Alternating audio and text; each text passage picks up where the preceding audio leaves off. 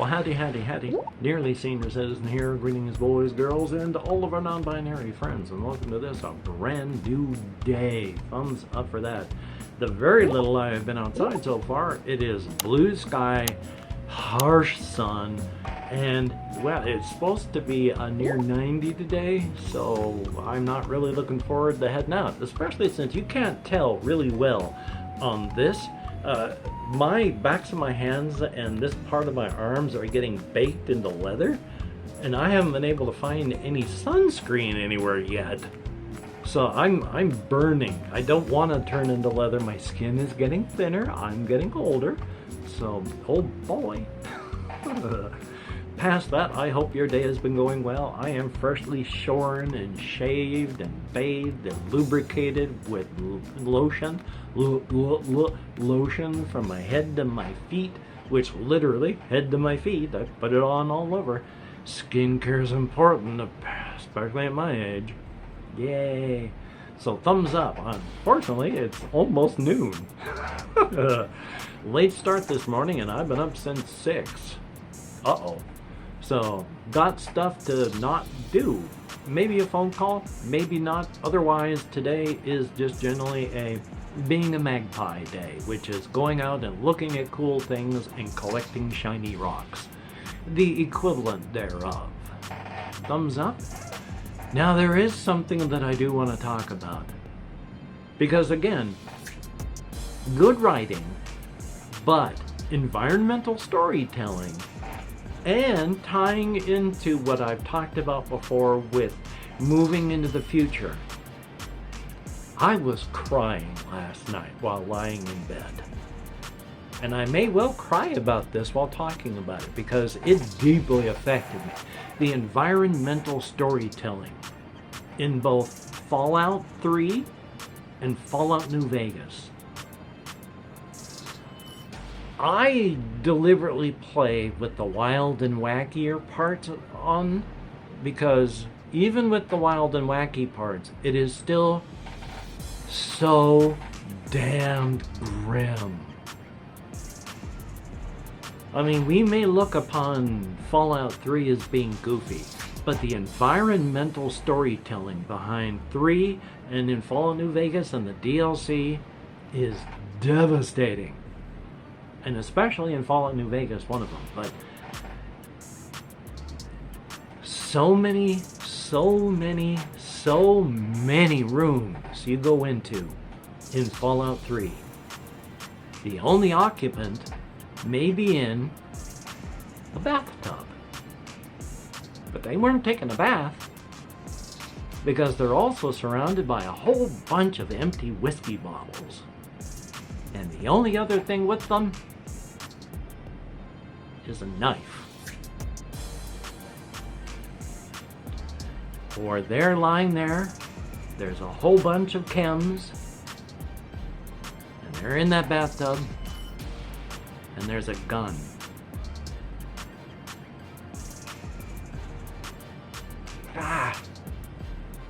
It is filled with that.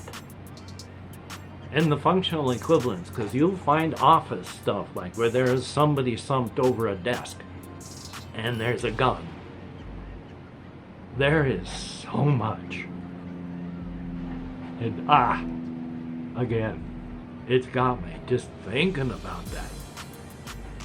I glossed over it while doing the Fallout New Vegas Dead Money DLC. But one of them is horrible. Reminds me so much of the movie adaptation of The Mist, the Stephen King movie. Stephen King adaptation of the movie, I'll come back to that one. But at one point in the hallway in this casino, there's a 3-person set of skeletons. One that's obviously a father, mother, and a child, and to rub that one in that it's a child, a teddy bear, and the father's got a gun. The mom didn't get it. Daddy made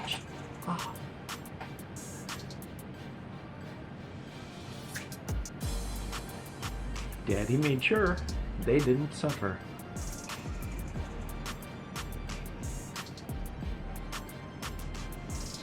Ugh. If you can, the graphics may be dated, but see the movie adaptation of The Mist. It ends in such a way that even Stephen King said was perfect. And I'm not going to describe it because it is a gut punch. But yeah, they are filled with this, and I have no tissues available. I am even now still being broken up by it. With one of the things I do, my therapist has told me about narrative therapy.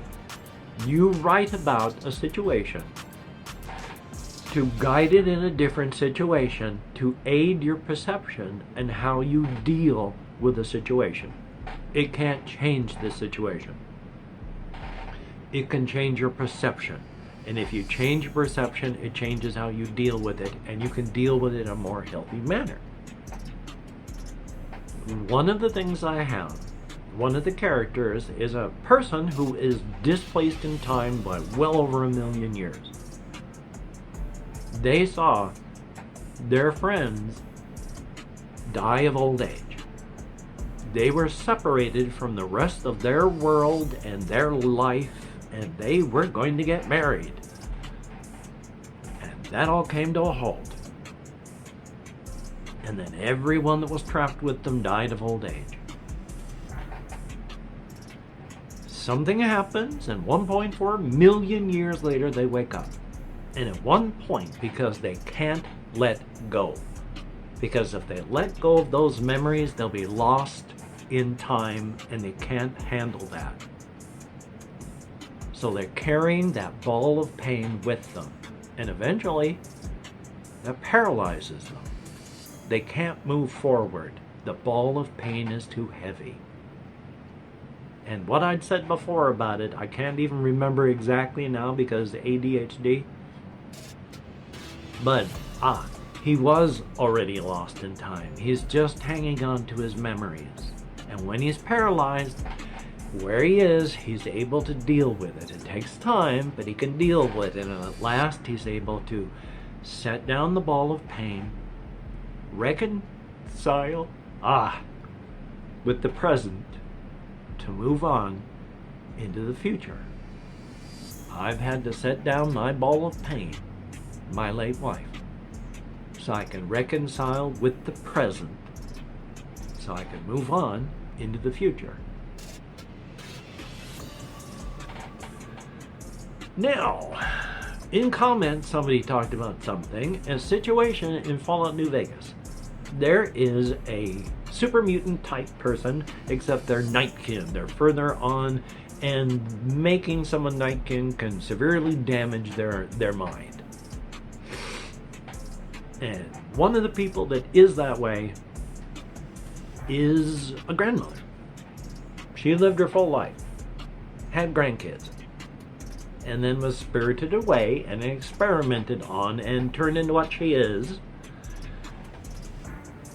And after the war and the fighting that she did in the war, all she has left is memories.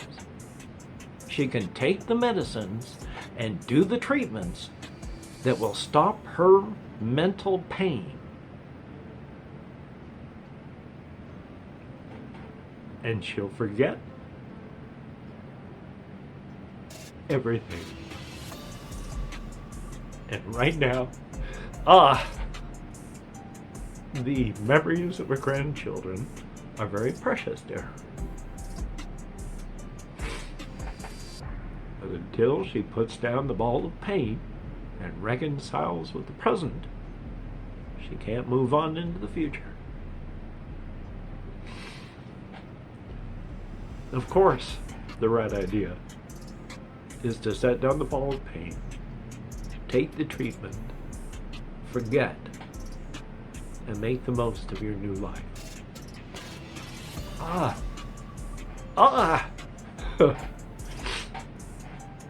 You can see how deeply it affected me last night, and how much it's been affecting me this morning, thinking about it getting ready to record.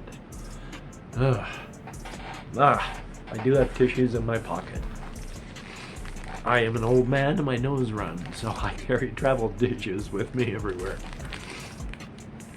And oh God, does my nose run.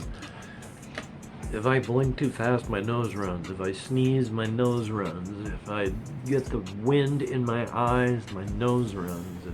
I've had sinusitis my whole life, where my sinuses drain down the back of my throat, and if I'm not careful, like has almost happened in the past several times, I can get pneumonia from that. Yay! I gotta dry out the inside of my nose, because my neurodiversity does not like the feeling of the dampness inside of my nostrils. Even when I go swimming, coming out, the first thing I have to do is dry off. I mean, it's been decades since I've been swimming. Use the used one to dry myself off.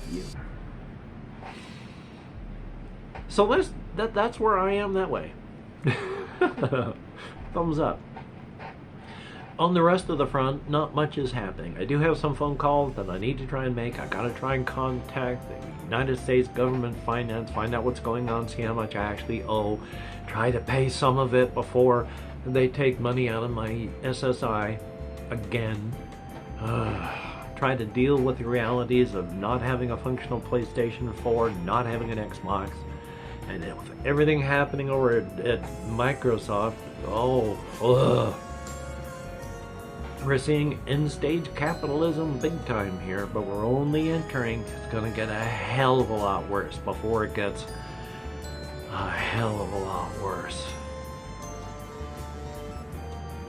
Other than that, been trying to think as best I can about my various subjects and the stuff.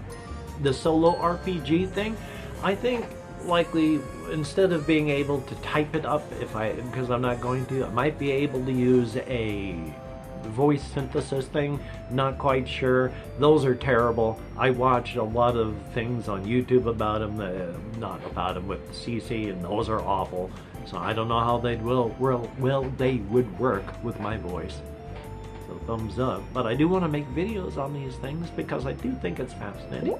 I would be flattered if I ever found out that somebody used any of my stuff in anything that they were trying to do. So thumbs up on that. Which, again, squirrel, talking with my therapist about this, one of the issues with, these chairs are terrible. One of the issues with trying to describe the things I'm describing is, by definition, I am trying to use human language to describe something that cannot be described in human language.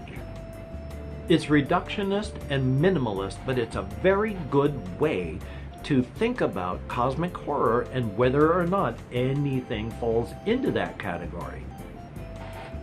It is a person, an object, a location, or a situation that we cannot understand, doing something or simply existing in a fashion we cannot comprehend, with little or no, God, the way this is just hanging anymore. I don't know what's going on.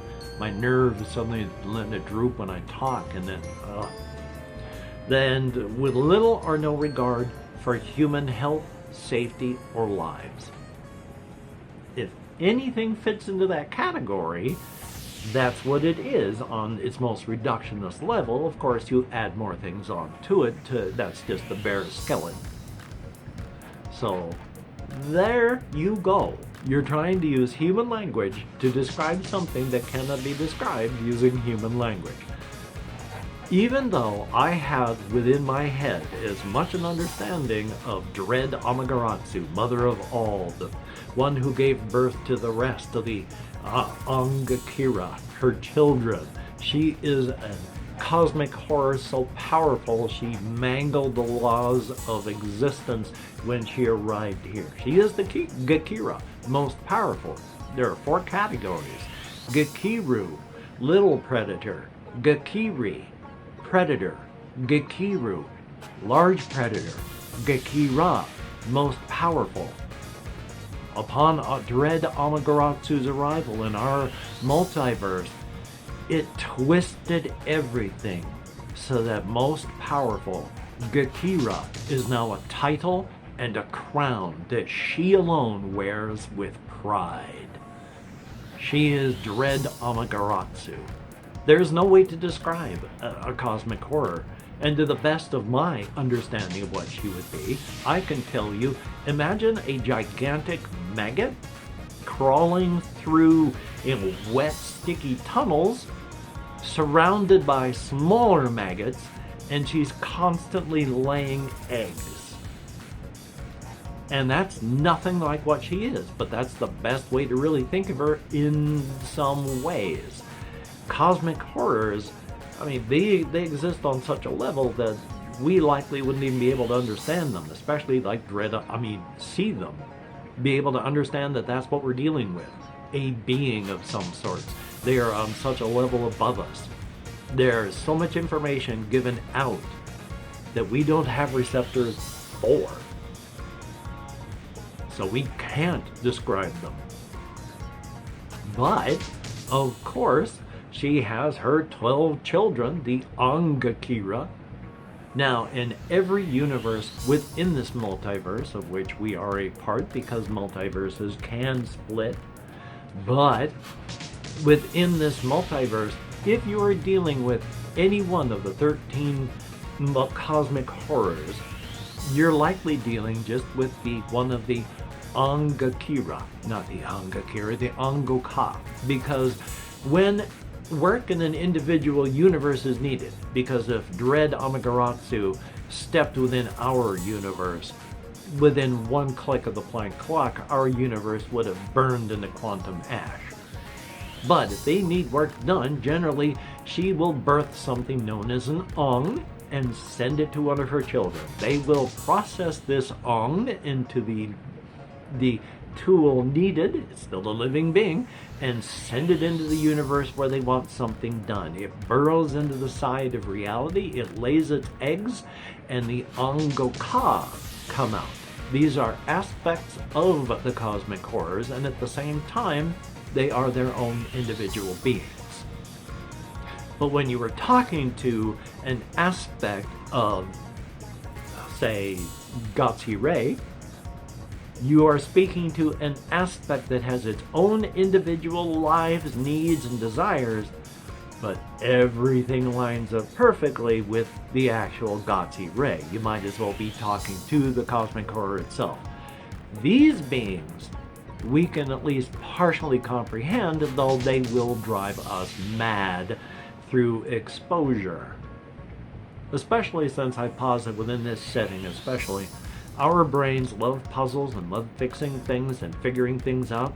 If we're given a sort of puzzle where you can't figure it out because reality isn't giving you that information, but it's there, your brain's going to try and figure it out, and it will tear itself apart trying to do so. Within this universe, people that are having issues with that, you can find physical evidence of the damage occurring with lesions and tears and clots as you try to comprehend something that you can't comprehend. So with the Angoka, you can. Largely you deal with not their direct image, because if they've showed up just directly in front of you, so you're dealing with even smaller aspects, like the Goka.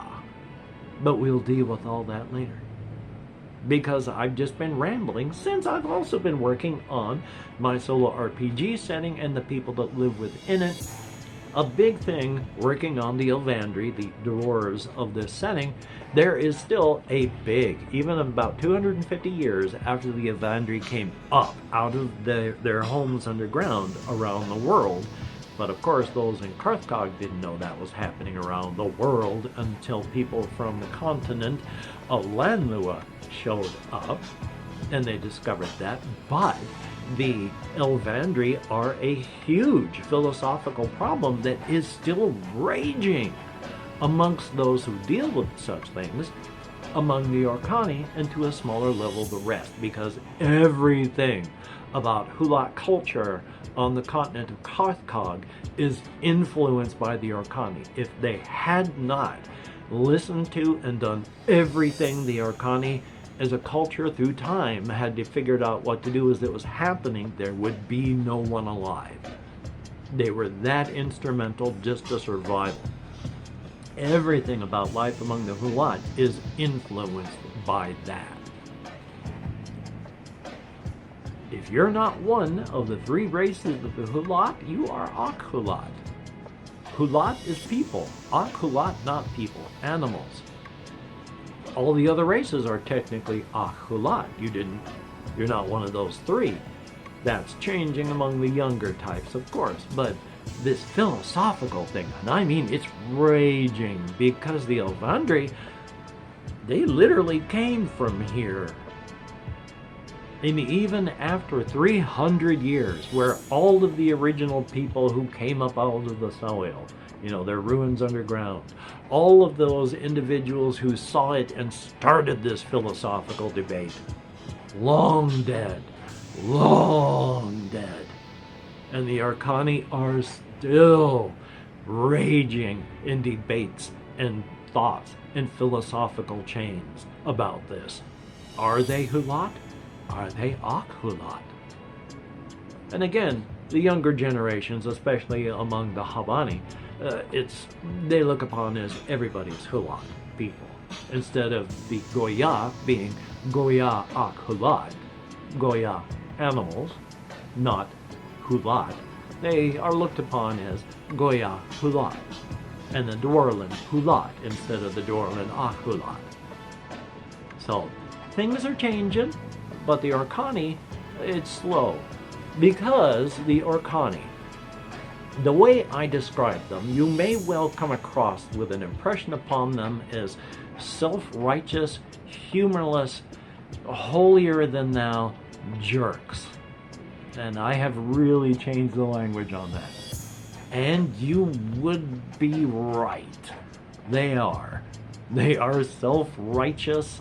They are holier than thou. They are sticks in the mud. They would do so much better if they pulled their heads out of their backsides. They are a pain.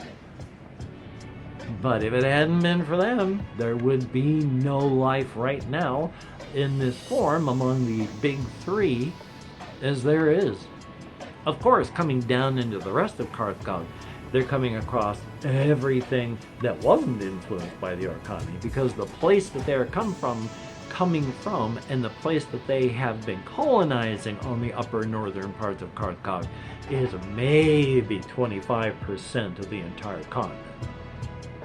So it's largely unexplored, because only fairly geologically recently have they been able to move downward into areas where survival was not only a day by day but an hour by hour thing. So they're trying to do their best. Thumbs up for that. And now 23 minutes in, I am going to say, hey, if you are a Patreon patron, thumbs up and thank you. I'm hurting this month. I had to do some extra payments on things. I love living in a capitalist society as a wage slave, as a broken wage slave. Yay! So I'm a hurting monkey. But if it hadn't been for your help, I'd be a badly hurting monkey. Thank you so very much. It is appreciated. For everybody that leaves me a comment, thumbs up and thank you, especially lately. I mean, it's sparkling bad back here. So it's gonna be hard to edit, but I talk with my hands. I have my whole life, so yay. But I answer as many as I can, which isn't many. But every comment that I see, and thumbs up and heart when I can, it is all appreciated. Thank you so very, very much. And if you have anything to get done today, if you can't do it, don't beat yourself up. There's absolutely no reason. It's not going to help you do it better next time, because I bet if you beat yourself up today over it, it's just the latest in a long chain of beating yourself up over it. And if you're just the end in a long chain of it, beating yourself up ain't making it stop, is it? So hey, you take care. Have a great day today. I will see you on the flip side, and that is indeed a very good thing. Oh boy, oh boy, oh boy. It's not even noon, and this is something I'm not going to be able to use for the rest. It has so negatively impacted my quality of life. It is horrific. If you have any symptoms that you even suspect might be anything like that, go get it checked out early.